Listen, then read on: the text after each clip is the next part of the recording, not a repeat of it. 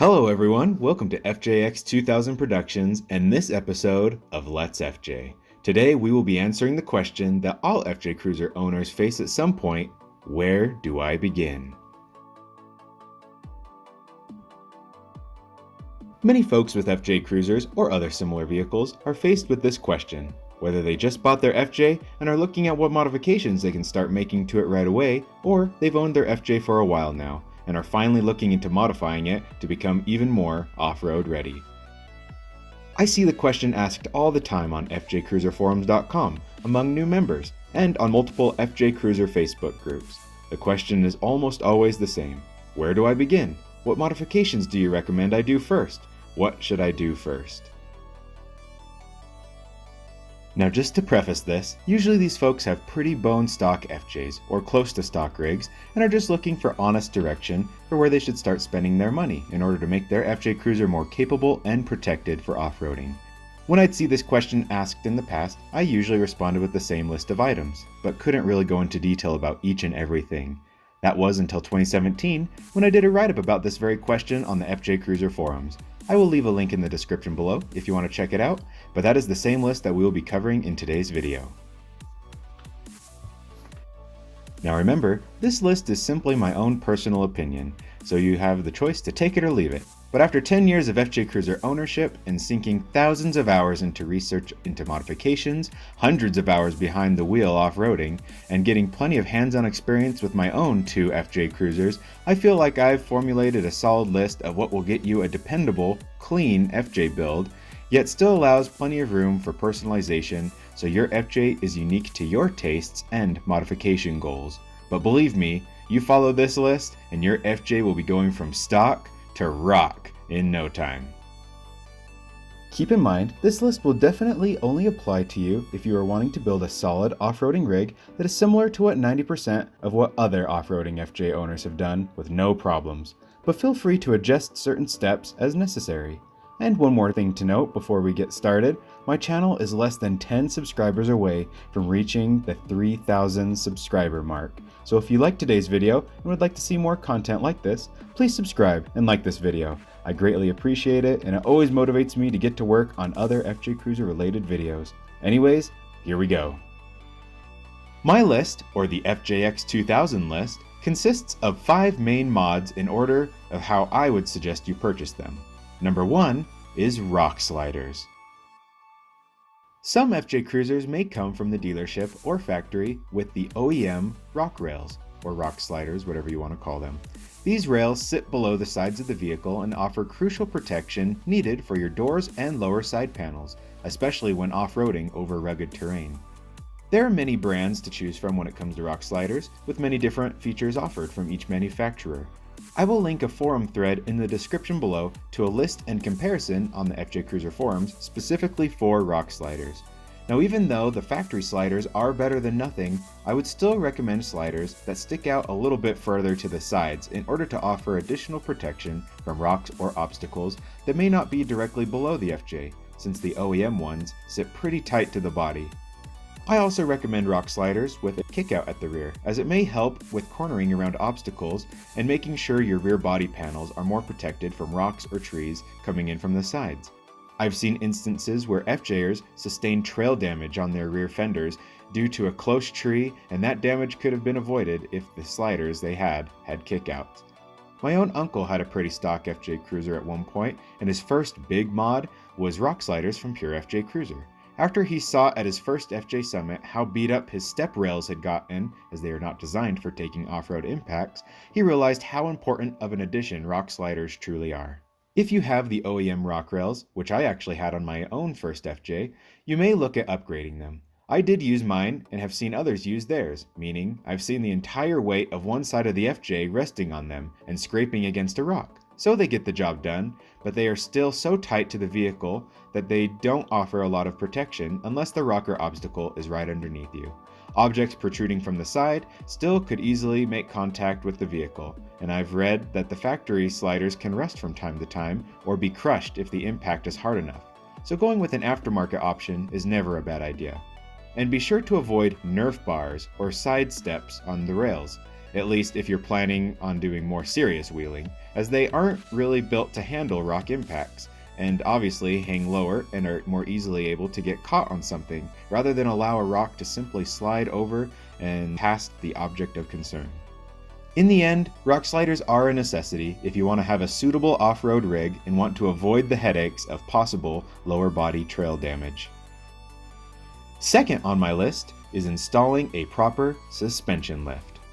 I just want to say now that the FJ Cruiser is very capable as is, and I would be sure that you get some time off-roading in your rig in stock form so you can see just what it can really do.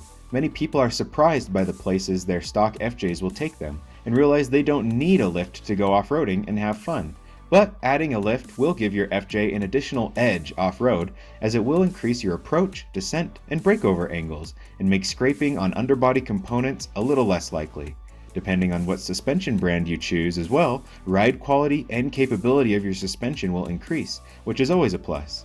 For the standard FJ Cruiser off-roader, I would choose the most common and capable kind of lift found in our community, a 3-inch lift. Honestly, I could make a complete video diving into the world of FJ Cruiser lifts and all the options available out there, but for this video, we will keep it simple. When I say I recommend a 3-inch lift, I mean a real 3-inch lift. I would not recommend getting the cheaper and therefore more appealing spacer lifts or leveling kits that you might see in your internet searches. These kits use spacer pucks that are placed above the front struts and or above the rear coil springs in order to achieve lift. Some spacer lifts include the Daystar lift kit or Rough Country 3-inch lift kit, where it may come with replacement rear shocks and coils but still uses spacers to lift up the front of the vehicle.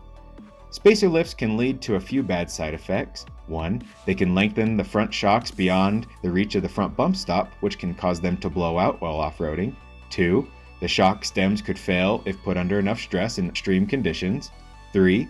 The upper control arm ball joints could make contact with the front springs and lead to premature ball joint failure. And 4. The CV boots could tear or the CV axle could break altogether if used in conjunction with aftermarket upper control arms. Those are just some of the nightmare occurrences a spacer lift can have when used for heavy-duty off-roading. However, at the same time, since I was an inexperienced FJ owner once upon a time, my first FJ had a ReadyLift 3-inch lift kit, which is actually just a spacer lift. I wheeled on it for 2.5 years in the mountains of Colorado and on the red rocks of Moab with little issues, but it wasn't really an ideal setup by any means. I also recommend avoiding 6-inch lifts, as they are generally more for show than function, and do not help much with off-roading. Though they may increase the approach, breakover, and descent angles of the FJ for off-roading, they also raise the FJ's center of gravity to a higher level, which dangerously increases the likelihood of a rollover in tippy, off-camber situations.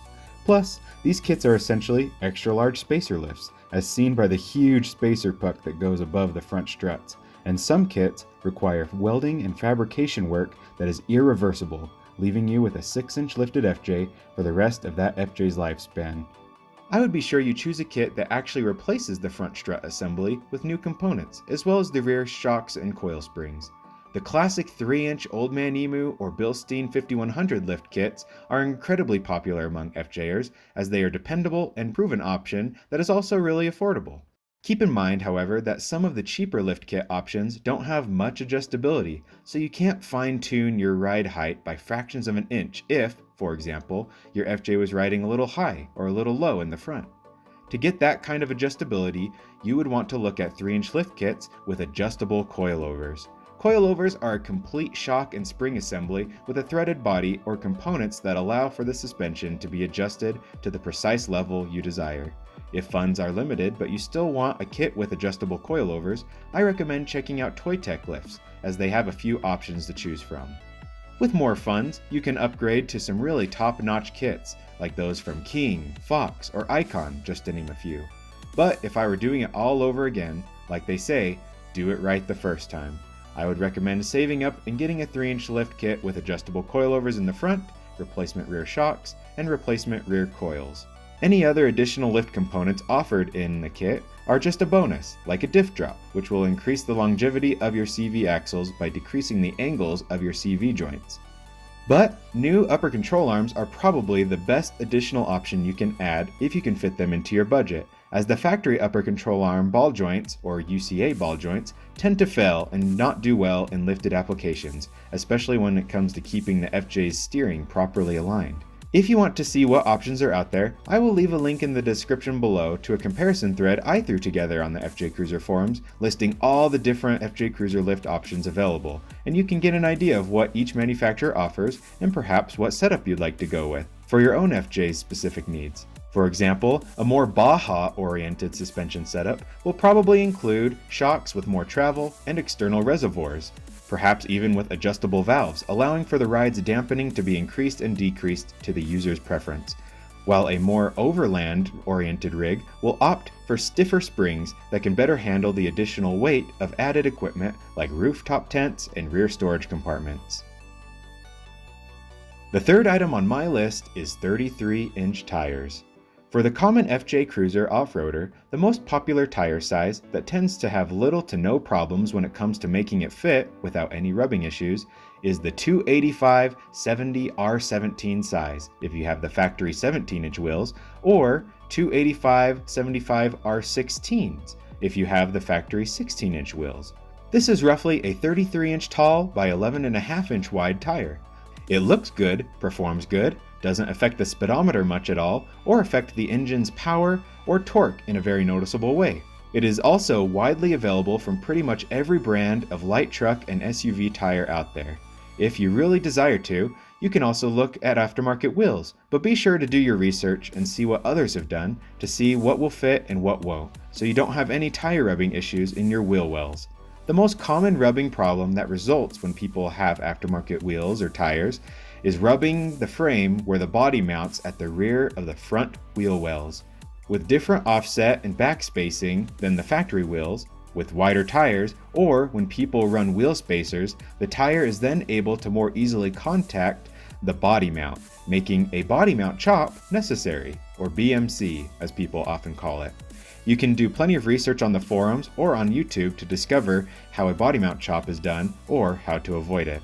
But in general, a 33-inch tire with a 3-inch lift are a solid choice for the FJ Cruiser and are by far the most common mod combo when it comes to FJ Cruisers.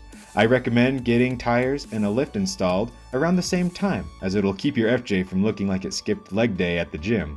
But I know some folks, including myself, who have even been able to fit 285/70R17 or 285/75R16 tire sizes even without a lift, without any rubbing issues. So don't worry too much if you can't get them both done at the same time. On the FJ Cruiser forum, in the wheels and tires section, there are very helpful threads that will probably answer all of your wheel and tire questions. I will leave a link in the description to one particularly helpful thread specific to FJ Cruisers, but be sure to read the other sticky threads in that section of the forum, as they answer the most common questions concerning fitting any tire or wheel size. Many FJers nowadays, however, are drawn in by the allure of 35-inch tires, myself included. I ran 33s for a number of years until I needed new tires, at which point I upgraded to 315/70R17 tires, aka a 35-inch by 12.5-inch tire. Larger tires have some advantages off-road, but keep in mind by going with a larger tire, it opens up a whole can of worms that can be avoided by sticking with 33s. With larger tires, the power and torque loss is more noticeable at the pedal. The fuel efficiency usually suffers by around 1 to 5 miles per gallon, depending on the specific setup. The speedometer won't read accurately, and they can put more strain on certain components, like steering links, CV axles, and differential gears, leading to more frequent breakage on trails. And they take a lot of work to get to fit without any rubbing on the body mount, upper control arms, top of the wheel wells, or other spots. If I were building up another FJ, I would simply stick with 33s, as they are a solid, proven option for the FJ and require a lot less sacrifices, especially if the FJ is your daily driver. On to number 4, bumpers. When it comes to bumpers, there are many different options to choose from. The two main styles of FJ bumper include tubular bumpers and plate bumpers, and whichever you decide to go with really just depends on your personal preference, especially depending on your off-roading goals. Bumpers are useful as they not only give you added protection from rocks or other obstacles on the trails, but also add peace of mind on the road, as they are typically designed to withstand impacts to a certain degree. Some will be lighter and made of aluminum, which is great if you're looking to save weight in your build, but most come in steel, which is also strong. Some are designed to have winches mounted in them, which gives you a useful recovery tool for getting yourself or others out of sticky situations. Some have large brush guards that will help protect your rig, as the name implies, from brush along the trail, but also can serve to help in the event of an accident with another vehicle or animal impact. Just be sure to do your research and choose a bumper based on your preference and needs. Tubular bumpers are generally lower profile and weigh less, while plate bumpers are a bit more robust and offer more protection to components, like your radiator. And though the front bumper is what most will probably focus on, the rear bumper is also important. Some rear bumpers can have nice swing-out arms that are good for carrying heavy equipment and mounting larger tires to. These swing-outs also alleviate stress on the rear cargo door hinges of the FJ and can save your cargo door piston from wearing out prematurely. If you're looking for the most ideal bumper for off-roading purposes, specifically, the lower the profile of your front and rear bumpers, the better your approach and descent angles will be, as you'll be less likely to scrape on them when approaching an obstacle or coming off an obstacle. Make sure to check out other bumper-related accessories as well, from aftermarket lighting to winches and even limb raisers and whatnot. But some folks, especially overlanders, like larger, more utilitarian bumpers that allow for mounting plenty of additional items, from high-lift jacks and fuel and water tanks to CB and ham radio antennas and more. On my first FJ Cruiser, I never got to upgrade the front bumper before I sold it, but I always wanted something with a lower profile as I was starting to get into off-roading on trails that occasionally scraped my front and rear bumpers, like Poison Spider Mesa in Moab. On my second FJ, I bought it with ARB front and rear bumpers already installed. They were great to have and offered lots of protection, but the ARB front bumper was just never really my style, and I always wanted to upgrade it. Eventually I found a DeMello off-road bumper for sale for a great price and switched out to that bumper, and it was exactly what I was looking for. Still tough and built out of steel, but much lower profile, and I never had to worry about scraping on it off-road. Plus, it was strong enough to protect the front passenger corner of my FJ when someone swerved into me on the highway. It held up really well, but it did get slightly bent on the side that it was hit on. So, then I upgraded to the Expedition 1 bumper, which I always loved the look of, and it has been great to run as well, and I've had no problems.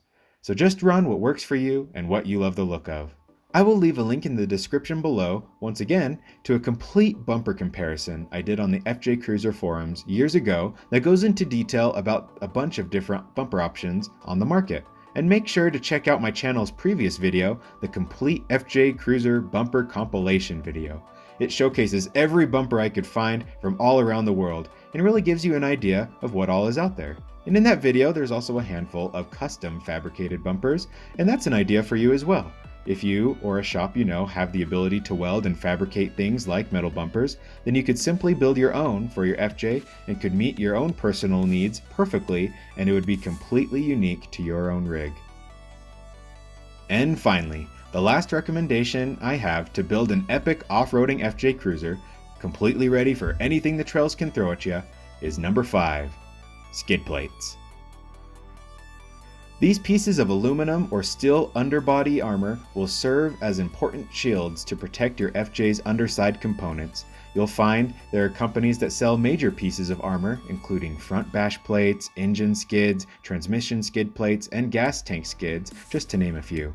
But there are also other companies that offer more specialized armor pieces, like lower control arm skids, rear lower shock mount skids, and rear differential skids, again, just to name a few. With skid plates, you'll have so much more peace of mind when you go off-roading, and you'll have confidence to tackle any situation. On my FJ, I went with Ricochet skid plates, since they were local to me and I was able to pick them up in person. They are also aluminum, which helped me save weight in my build, and they have a specific filler piece that bridges the gap between the front skid plate and my Expedition 1 front bumper. I also have FJ Toyman rear lower shock mount skids, which are an amazing design and a big step up from the RockTech skids I had on my first FJ Cruiser. So just make sure to do your research and see what designs of different products are out there. I will again leave a link in the description below for a comparison thread I did on the FJ Cruiser forums listing all the different brands of skid plates offered, so you can do a bit more research and see what you like.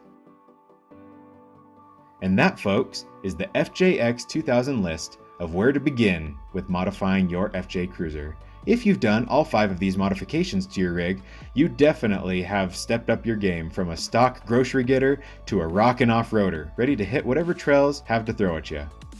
The FJ may have been built well from the factory and ready for the trails right off the showroom floor, but now is in a whole other league of awesomeness, and you'll love how your FJ looks and is ready to tackle the trails and adventures that lie ahead with ease. At this point though, you may be wondering, what's next? Well, as we all know, the modding is never complete. Your own goals for your FJ and your future travel plans will greatly determine what direction you may want to go with the mods from here.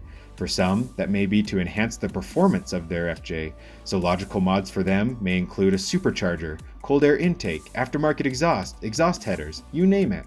But for others, they may have plans for overlanding their rig for weeks at a time, and the FJ will become their new base camp. So dual battery setups, rooftop tents, refrigerators, cargo shelves, roof racks, and a whole laundry list of items may be on their radar. Just look at what you can do or what matters in your eyes to increase the quality of your FJ experience and spend your money according to those goals. The FJ Cruiser Forums is an excellent resource for doing research for any sort of mod you can think of, or even for asking questions about things that you're still unsure about. The FJ Cruiser Facebook groups are also handy, and I recommend checking them out as well. But with that, I wish you good luck in your modding endeavors, and I hope this has been a useful list for you. If you liked the video, I would appreciate it if you subscribed and clicked that like button. It lets me know what viewers of my channel enjoy and helps motivate me to make more content based on FJ Cruisers, trains, or whatever other travels I go on. If you have questions for me, feel free to comment below and even just tell me what future mods you have planned for your FJ. I'd love to know. But again, thank you for checking out my channel, and thank you for watching another episode of Let's FJ. Happy trails and take care.